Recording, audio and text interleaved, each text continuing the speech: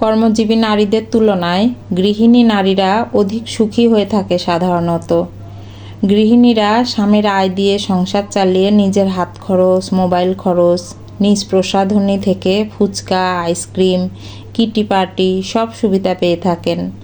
চাকুরি করা নারী পুরো স্যালারি সংসারে খরচ করেন, শ্বশুরবাড়ি, বাবার বাড়ির সবার জন্য সাধ্যমতো করতে চেষ্টা করেন। তারপরেও তার আশেপাশের মানুষ ভাবেন না জানি তার আরও কত ব্যাংক ব্যালেন্স রয়েছে, সে আরও কত পারত পরিবারের জন্য কিছু করতে। চাকরি কিংবা ব্যবসা করা মেয়েরা 100 টাকা খরচ করতেও ভেবে নেয়, কারণ তারা জানেন আয় করতে কতটা মেধা আর শ্রম ব্যয় করতে হয়। অনেকের ধারণা সন্তানের লেখাপড়া ব্যাহত হয় ঘরের মহিলা ঘরে না থাকলে।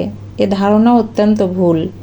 আত্মীয় বন্ধুদের পরিবার দেখে নিজের পরিবার থেকে জেনেছি কর্মজীবী মায়ের সন্তান অত্যন্ত ভালো প্রতিষ্ঠানে চান্স পেয়ে কর্মময় জীবনেও তারা ভালো করছে।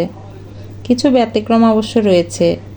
কর্মজীবী মায়েদের রুটিন মাফিক গোছানো জীবন দেখে সন্তানেরা সেভাবেই গড়ে ওঠে। সারাদিন পরিশ্রমের পরে ঘরের টান তুলনামূলক বেশি থাকে। সময় ভাগ করে নেয় তারা কর্মক্ষেত্রের আর সংসারের। গভীর রাত অবধি জেগে থেকে সকাল 11টা অবধি বিছানায় থাকতে পারে না একজন কর্মজীবী মা। গৃহিণী নারীরা সারাদিন ধরে যে কাজগুলো করে, একজন শ্রমজীবী নারী সেই কাজগুলো অনেকটাই শেষ করে ফজরের নামাজের পর থেকে অফিস যাওয়ার আগের সময়ে। সকালের নাস্তা, দুপুরে সবাই কি খাবে, সবই সকালে তৈরি করতে হয়। সবচেয়ে বড় বিষয়, একজন অর্থনৈতিকভাবে স্বাবলম্বী নারীর মন এবং মননে স্বাধীন। ব্যক্তিগত খরচ থাকে প্রতিটি মানুষের, সেই খরচ করার জন্য কারো কাছে হাত পাততে হয় না।